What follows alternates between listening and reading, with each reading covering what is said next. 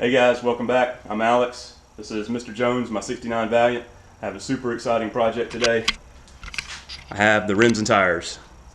So, super excited about this. I want to see how they fit, make sure we measured everything properly, which I feel pretty strongly I did. So, anyway, down here we have 275, 65, 15 Niito 555s, and then up here just a Mastercraft 205 6515.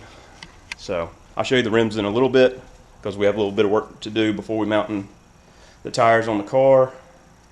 But yeah, as you can see, we need to do the front brakes. So I'm going to do rotors, new bearings, calipers, pads, all that. So all that stuff's right here. And then also I have idler arm, pitman arm, and a couple of inner tie rods. I'm going to knock that out too while we're here. So pretty excited. I'll show you the rims when we get the brakes on, get these things mounted up, and see what they look like.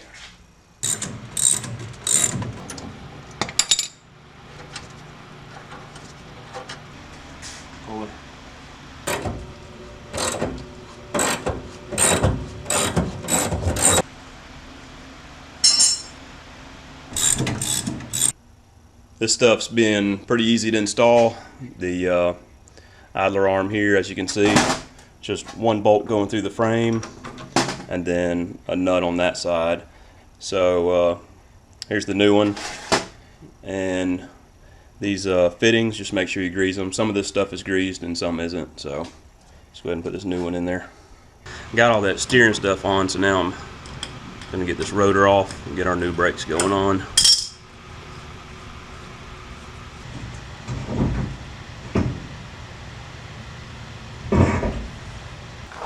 Went ahead and sprayed that off with some brake clean, get any oil off of it, and now I have my rear bearing here. It's clean. I did have it on the floor there, which wasn't a good idea, but it's clean. This is a little Matco bearing packer. See if we can get this thing to work. Takes a lot of pressure, so I'm gonna stand on it. Look how good them things packed. Really glad that that I used that instead of doing it by hand. See it oozing out of the sides and straight out the back. Found a 2.5 inch piece of exhaust pipe. Works perfect for these seals.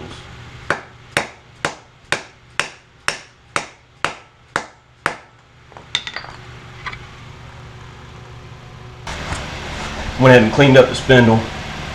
I can put my disc on, the new rotor. Get a little bit of grease on this race here. It's on the edge of that.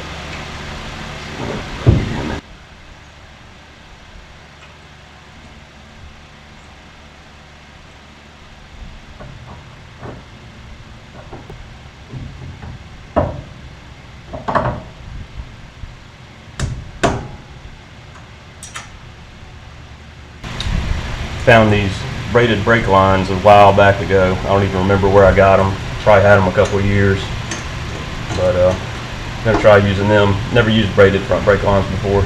Should make the pedal a good bit stiffer. All done with the driver's side here, guys. Braided brake line does pretty good. It's pretty on the stiff side, but we'll see how it works.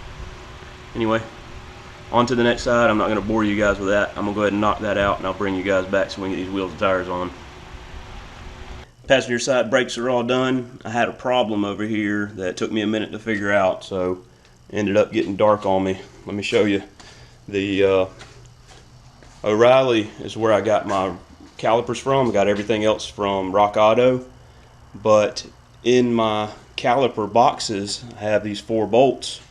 And as you can see, that one's different.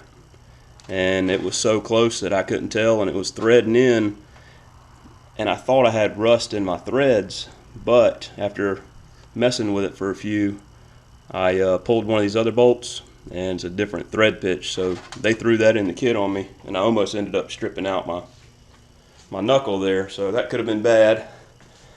But yeah, brakes are done, so it's a big old pile of trash. But there's also our rims. Let's take a look at these.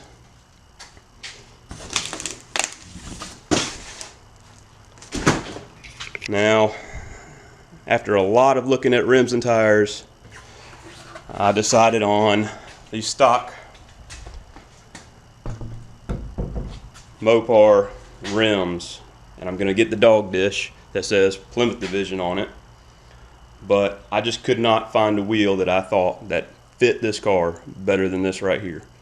And they are heavy, but man, let's get these things on here because I think they are gonna look awesome. And I'm gonna clean this shit up.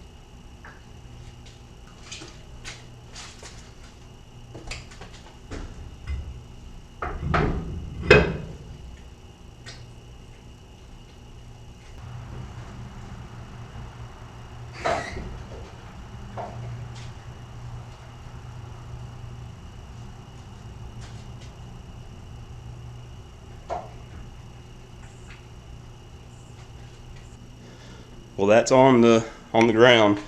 In fact, I can't even get my jack out. The torsion bars are really loose, so I need to tighten them up. Let's get the hood closed real quick. Okay, that's better.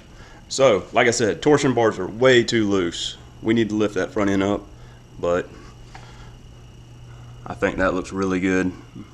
I want it level though, so I'm gonna lift the front end up a good bit. Obviously not tonight, but I think it looks pretty good.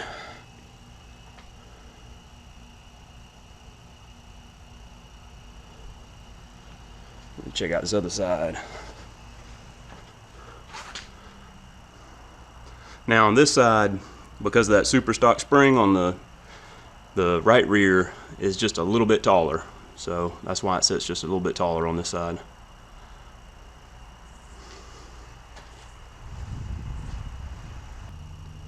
Went ahead and picked up the front end a little bit with the jack, get a better idea of where I want it. And even though there's a lot of gap right here, I want the car to be pretty level. So we'll see. That looks pretty good. Anyway, I'll bring you guys back tomorrow morning when we have a lot of light. We can look at this thing. Good morning. It's Wednesday, about 8:30.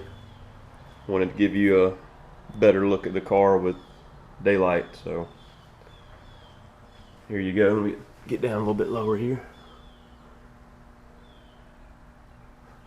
Really happy with the way it looks, and the back are a little tight, but I knew that was going to happen anyway because of, you know, just watching different videos online and stuff. So I knew the 275 was going to be tight, but I got it in there. Give you a little view underneath. There's about ½ an inch to the inner fender well. They do make a little mini tub kit, which maybe do later on down the line, but I'd rather not. Rather leave it just like this. So if this all works out, we're just going to leave it. If we need to maybe make some small inner fender modifications, that'll be fine, but other than that, I just want to leave it like this. So let me know what you guys think. I really don't, like I said, want to make any modifications to the inner fenders. So if these don't work, we might try 255, but all depends on how good you can get them to hook up. Thanks for watching, guys. See you next time.